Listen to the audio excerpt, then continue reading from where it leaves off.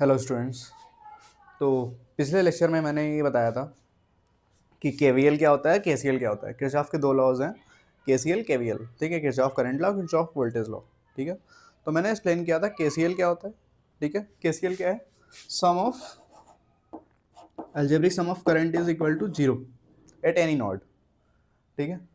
और Kirchhoff voltage law के law क्या है कि किसी भी क्लोज लूप में, ठीक है, किसी भी क्लोज लूप में जो total algebraic sum of voltage है, ठीक है, वो क्या होना चाहिए? जीरो होना चाहिए, ठीक है। तो ये दोनों केवीएल और केसीएल हैं, ठीक है। अब हम आज क्या करने वाले हैं, आज इस पे बेस्ड एक क्वेश्चन सॉल्व करेंगे, ठीक है, ताकि ये कॉन्सेप्ट अच्छे से क्लियर हो जाए, ठीक है। तो ये एक सर्किट हमने ले रखा है, ठीक है। इसमें क्या है, एक 12 वोल्ट की बैटरी लगी हुई है और ये एक 1 ओम का रजिस्टर है, ये 2 ओम का, ये 3 ओम का, इस तरीके से अरेंज है, ठीक है। अब देखो इसमें करंट पॉजिटिव की तरफ से निकलेगा, ये हमने आई करंट इसमें माना, आई करंट इसमें से फ्लो हो रहा है, ठीक है।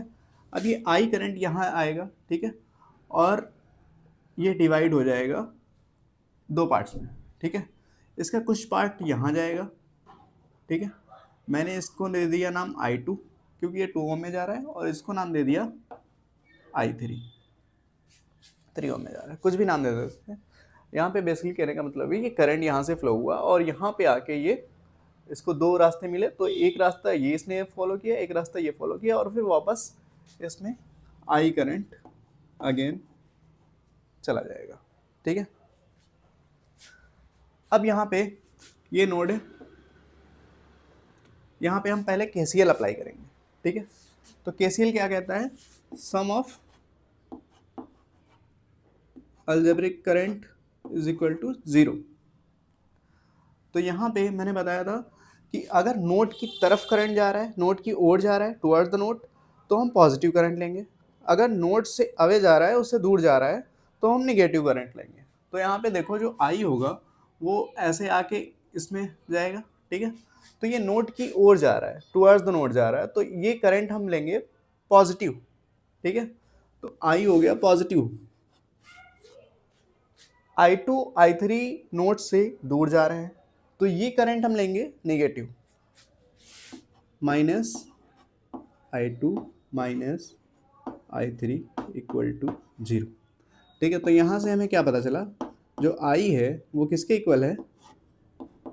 I2 प्लस I3, ठीक है। इसको हमने इक्वेशन नंबर 1 मान लिया, ठीक है। अब अप्लाई करते हैं केवीएल, ठीक है। तो केवीएल क्लोज लूप में अप्लाई होता है, इसमें दो लूप हैं, ठीक है। क्लोज सर्किट में अप्लाई होता है और इसमें दो क्लोज सर्किट हैं, एक है ये वाला पार्ट, एक है ये वाला पार्ट, ठीक है। तो इस वाले लूप में हम अप्लाई करेंगे और इस वाले लूप पे अप्लाई करेंगे, ठीक है। अब देखो यहाँ पे जो पहले पहले वाले लूप में देखते हैं, ठीक है। पहले लूप में क्लॉकवाइज चलना है, ठीक है। मैंने किरचॉफ वोल्टेज लॉ में एक बात बताई थी कि जब भी हम निगेटिव से पॉजिटिव की तरफ जाएंगे तो हम वोल्टेज निगेटिव लेंगे, और पॉजिटिव से निगेटिव की तरफ जाएंगे तो वोल्टेज पॉजिटिव लेंगे, ठीक है। यहाँ पे ये निगेटिव है, ये पॉजिटिव है, यहाँ पे ये पॉजिटिव है, ये निगेटिव है, क्योंकि ये निगेटिव टर्मिनल से जुड़ा है, ये पॉजिटिव टर्मिनल से जुड़ा हुआ है।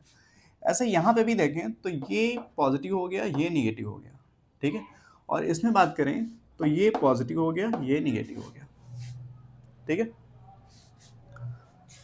तो इस प्रॉब्लम को सॉल्व करते हैं, ठीक है। केवीएल लगाते हैं, summation V equal to zero, ठीक है, लूप 1 में, ठीक है। तो लूप 1 में देखो क्या हो जाएगा, ये क्लॉकवाइज चल रहे हैं, ठीक है। तो यहाँ से निगेटिव से पॉजिटिव की तरफ जा रहे हैं, तो ये -12 वोल्ट लिया जाएगा, ठीक है। इसमें देखो पॉजिटिव से निगेटिव की तरफ जा रहे हैं, ठीक है, पॉजिटिव से निगेटिव की तरफ, तो ये क्या लिया जाएगा? पॉजिटिव लिया जाएगा। तो ये हो जाएगा इस पे वोल्टेज कितना, वोल्टेज क्या होता है? I इंटू आर, ठीक है। तो करंट I है और R कितना है? 1 है, तो 1 इंटू आई हो जाएगा, तो ये लिया जाएगा प्लस I, ठीक है। इसमें देखो क्या हो रहा है, I इंटू आर होता है, पॉजिटिव से निगेटिव की तरफ बढ़ रहे हैं तो पॉजिटिव लिया जाएगा, 3i3 हो जाएगा,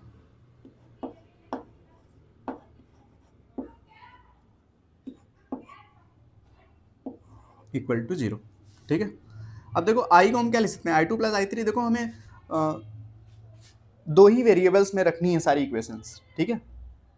तो हम क्या करेंगे, या फिर i और i3 में ही भी अगली इक्वेशन मान लें, ठीक है, या हम i2 i3 में ही दोनों इक्वेशन बना लें। तो यहाँ पे i को हम लिख सकते हैं i2 प्लस i3, ठीक है। यहाँ पे i2 प्लस i3 लिखेंगे तो क्या हो जाएगा, दोनों जो ये इक्वेशन है वो सिर्फ i2 और i3 के फॉर्म में आ जाएगी।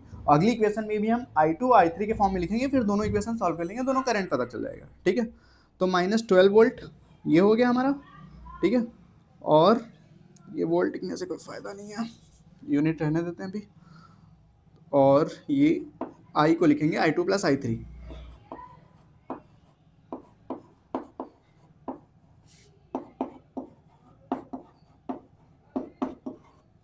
तो यहाँ पे हमारा क्या आ गया, ये i2 i3 plus 3i3 4i3 equal to ये -12 उस साइड जाएगा +12 हो जाएगा। ये इक्वेशन नंबर 2 हो गई, ठीक है। सेम हम सेकेंड लूप में अप्लाई करेंगे किरचॉफ वोल्टेज लॉ, ठीक है। देखो कैसे हो जाएगा, इसमें पॉजिटिव से निगेटिव की तरफ जा रहे हैं और फिर ऐसे आएंगे तो ये निगेटिव से पॉजिटिव की तरफ जाएंगे, ठीक है। तो इस केस में क्या हो जाएगा, ये है for loop 1,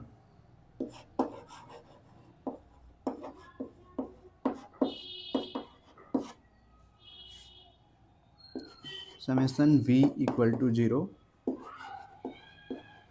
for loop second, ठीक है।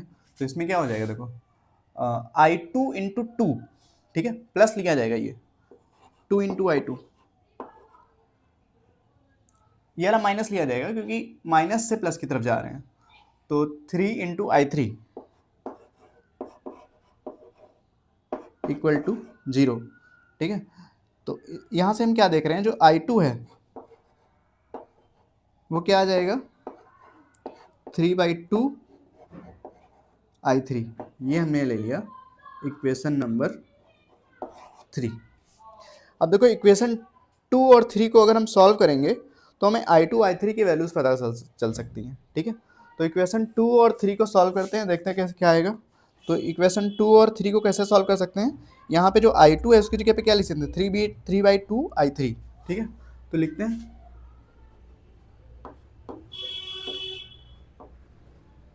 3/2 i3 plus 4i3 equal to 12,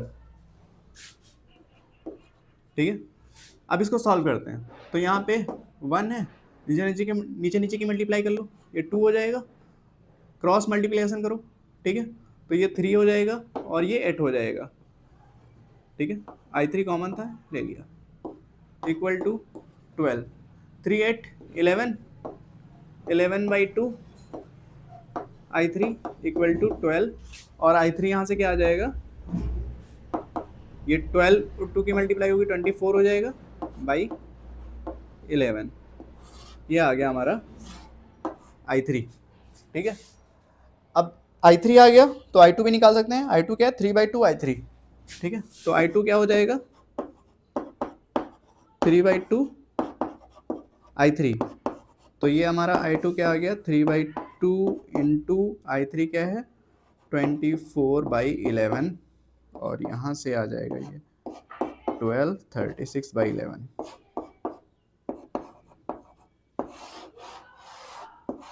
ठीक है। ये ओम में था तो ये एम्पियर में आएगा, ये भी एम्पियर में आएगा, ठीक है।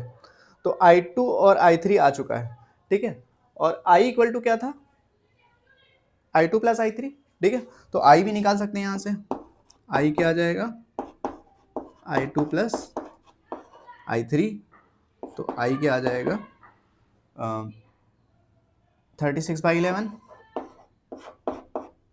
प्लस 24/11,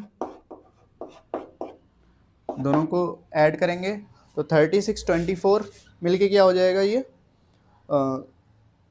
हो जाएगा 4 60/11, ठीक है। 60/11 एम्पियर।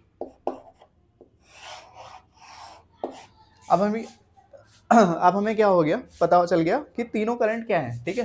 1 ओम में कितना करंट फ्लो हो रहा है, आई करंट फ्लो हो रहा है, 60/11 एम्पियर फ्लो हो रहा है इसमें। इसमें कितना फ्लो हो रहा है I2 में, 36/11 एम्पियर। इसमें कितना फ्लो हो रहा है, 24/11 एम्पियर, ठीक है। तो हमें करंट थ्रू ईच रजिस्टर पता चल चुका है, ठीक है। अब वोल्टेज अक्रॉस ईच रजिस्टर अगर निकालना हो तो वो भी हम फाइंड कर सकते हैं। क्या हो जाएगा, देखो voltage V equal to IR होता है, ठीक है। तो इसमें अगर हम V1 वोल्टेज मान लें, ठीक है, इसमें V2 वोल्टेज मान लें और इसमें V3 वोल्टेज मान लें, इसके अक्रॉस V2, इसके अक्रॉस V3, इसके अक्रॉस V1। तो इस केस में जो हमारा V1 होगा वो क्या हो जाएगा, IR1, ठीक है, ये R1 है, ठीक है। तो V1 क्या हो जाएगा, I हमारा क्या निकला है 60/11, R1 क्या है 1 ओम, तो V1 क्या आ गया हमारा 60/11 वोल्ट। ऐसे ही अगर V2 निकालना हो, ठीक है, V2 क्या होगा I2 into R2,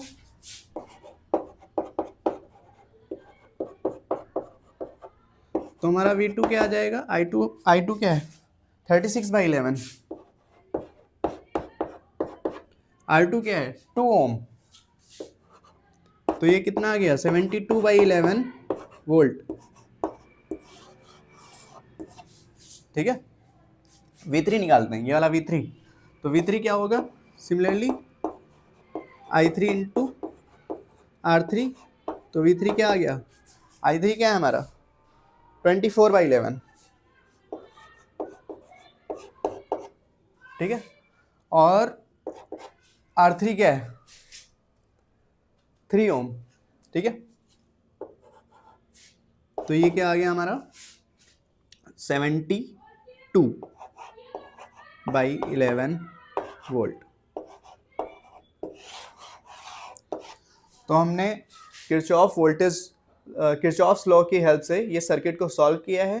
current through each resistor end voltage across each resistor ये सब फाइंड किया है, ठीक है। ये 6 क्वांटिटीज़ हमने फाइंड किए हैं यहाँ पे, ठीक है। सारे क्वेश्चन में ये करना है, कोई कंफ्यूजन की बात नहीं है। दो रूल याद रखने हैं।